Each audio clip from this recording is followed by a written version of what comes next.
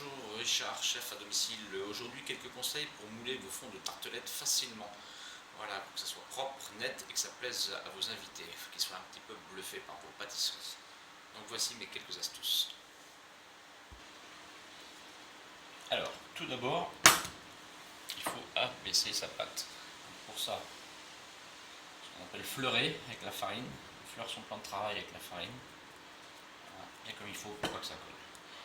Là, j'ai choisi une pâte sablée. C'est une pâte qui est assez fragile, mais qui est tellement bonne à la dégustation. Donc, elle a été faite, reposée pendant un peu plus d'une heure au frigo. Voilà. Alors là, le but, c'est de l'étaler quand même assez fin. Voilà.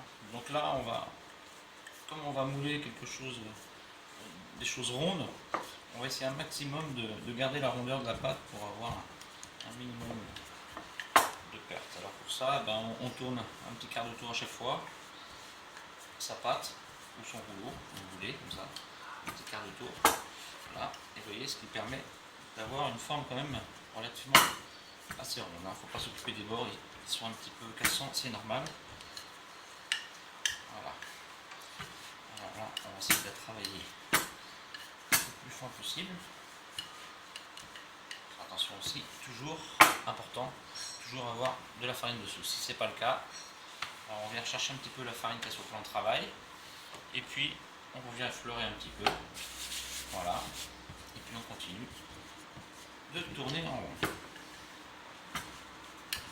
Voilà. Là, on va commencer à arriver à une épaisseur, je dirais, correcte. Voilà. Alors, n'hésite pas à passer la main dessus pour voir si c'est de même niveau partout. On a quelque chose de régulier à la cuisson. Voilà. Et puis la deuxième astuce aussi, c'est de bien la prendre entre ses mains, comme ça, pour sentir l'épaisseur de la pâte. Là, je sens qu'elle est fine, mais un petit peu plus épaisse par là. Donc n'hésite pas à revenir la chercher. Voilà.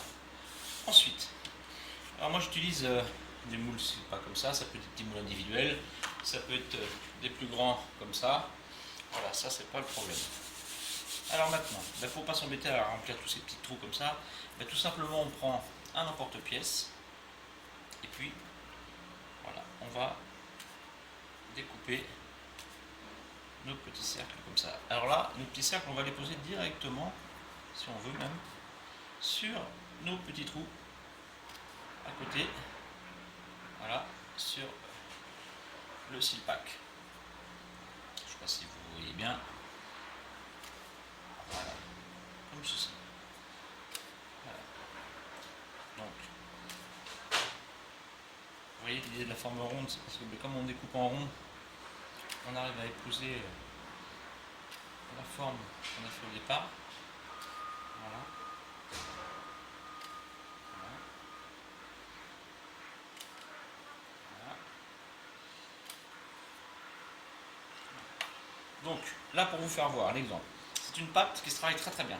Là j'ai fini mon moule. Bon, je peux remplir le plus grand, mais pour vous faire voir que c'est une pâte qui se travaille bien.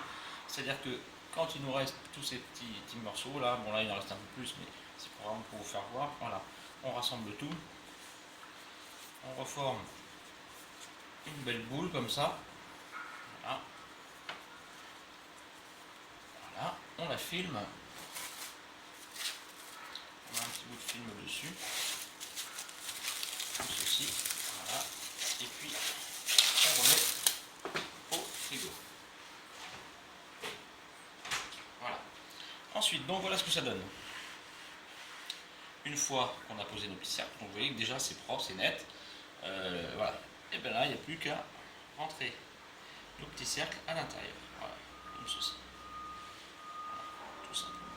On appuie un peu dessus, on les fait rentrer. On appuie un peu dessus. Voilà. N'hésite pas à donner un petit coup de doigt comme ça. Voilà, comme ceci. Voilà. Alors, évidemment, il faut prendre l'emporte-pièce à la bonne taille. Donc, bien. Voilà.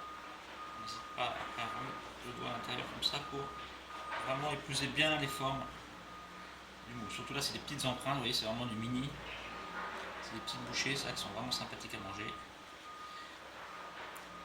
Alors l'idéal après, c'est de le mettre au frais, voire au congélateur si vous voulez conserver des petits fonds de tarte crus comme ça, et puis au dernier moment pouvoir les sortir et puis les cuire, c'est vraiment pratique. Ou sinon vous pouvez les cuire comme ça, et puis après les garder, conserver dans une petite boîte hermétique, comme des gâteaux secs, un petit peu. Puis le jour où vous avez besoin, vous avez quelqu'un, vous faites une petite crème, quelque chose pour mettre dedans, et tout est prêt. Voilà. Donc là, on arrive à la fin, vous voyez. Donc on a quelque chose d'assez régulier, celui-là est un peu moins régulier, je suis un peu exigeant. Voilà.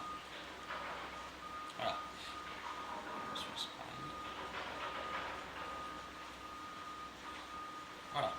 Donc après, ceci, ce qu'on peut faire aussi, ce que je fais en général d'ailleurs, c'est que on va piquer nos fonds, un petit peu comme ça. Voilà. Voilà. Voilà. Et voilà. Ceci, alors on met directement sur une plaque à pâtisserie comme ça. Voilà. On met directement ça dessus. Et puis là, alors on met un petit quart d'heure au frais, au congèle, comme on veut. Et puis alors pour la cuisson, moi ce que je conseille quand c'est des petites tartes aux fruits, des choses comme ça, voilà, moi j'ai fait une petite crème d'amande. Une petite crème d'amande. Voilà, que je viens juste mettre comme ça à l'intérieur. Avec la chaleur, elle va se lisser, elle va devenir.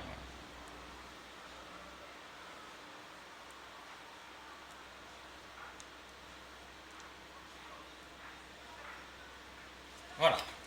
Donc là, on a une petite base pour faire n'importe quelle petite tartelette aux fruits. Donc on va enfourner ça, et puis on va voir le résultat, à peu près un quart d'heure de cuisson à 180 minutes. Voilà. Donc à tout de suite pour la cuisson. Alors voilà, au bout de 15 minutes à 180 degrés, le petit fond de tarte sort du four, vous voyez, bien doré. Voilà. Alors, comme pour n'importe quel gâteau pâtisserie, l'idéal c'est de les mettre à refroidir sur une grille, comme ceci. Alors vous voyez qu'on a vraiment quelque chose de net, de très régulier. Voilà. Alors après ici c'est libre cours à votre imagination. C'est ce que vous avez à la maison, ce que vous reste dans les frigos. Ça peut être n'importe quel fruit. Alors ce fond de tartelette se fait surtout pour les fruits crus. Comme là j'ai pris ananas, kiwi, ça pourrait être mandarine, ça pourrait être autre chose. Par contre, si on veut faire un fruit un petit peu comme une poire pochée, un abricot, de la pêche, etc. Là, à ce moment-là, on met nos morceaux de fruits avant de cuire. Avant de cuire avec la pâte. Et puis c'est très sympathique. Alors après, ces fonds de tarte, ça peut vous servir à mettre un demi-dôme au chocolat dessus, un peu de crème avec une framboise. C'est vraiment une base pour faire n'importe quel petit four sucré. Qui d'ailleurs est très très bon aussi comme ça. Ensuite, si on veut faire briller un petit peu, bah là on peut rajouter un petit peu de nappage comme ça sur chaque.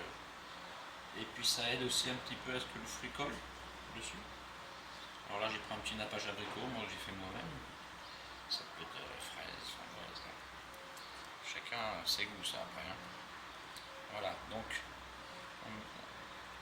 on les fait bien briller avec ça, puis ça va apporter un petit peu de moelleux. Voilà.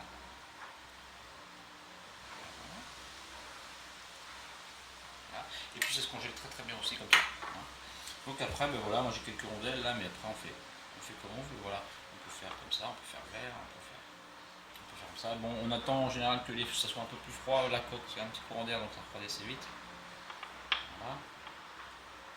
Et puis après, voilà, c'est un jeu d'enfant. Ensuite, il n'y a plus qu'à lier à n'importe quel fruit. Là, moi j'ai pris. Alors là, j'ai choisi un ananas spécial quand même.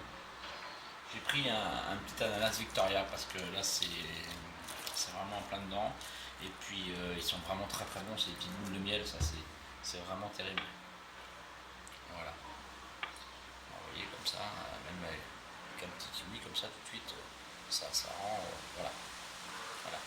Donc voilà, et après vous pouvez aussi repasser dessus, sur le fruit, un petit peu de nappage aussi, pour le faire briller. Voilà, qu'il soit fier aussi lui. Donc vous voyez, il n'y a rien de très compliqué. Et puis bon, on obtient quelque chose de propre. Alors dessus, je vous dis, à la place du fruit, ça peut être aussi une mousse qu'on rajoute avec un fruit différent. Les framboises, ça va très bien avec. Mais bon, la saison est finie, là on part un peu plus dans des fruits exotiques. Et puis les pommes, et puis quoi d'autre, les prunes aussi, avec une prune dedans aussi. Vous pouvez mettre une prune à l'intérieur avant de le cuire, c'est pas mal aussi. Donc voilà, et bien écoutez, merci beaucoup d'avoir suivi ce petit tour de pâtisserie, ces petites astuces toutes simples. Et puis à bientôt pour pour un prochain rendez-vous, pour des prochaines astuces. Merci beaucoup, au revoir.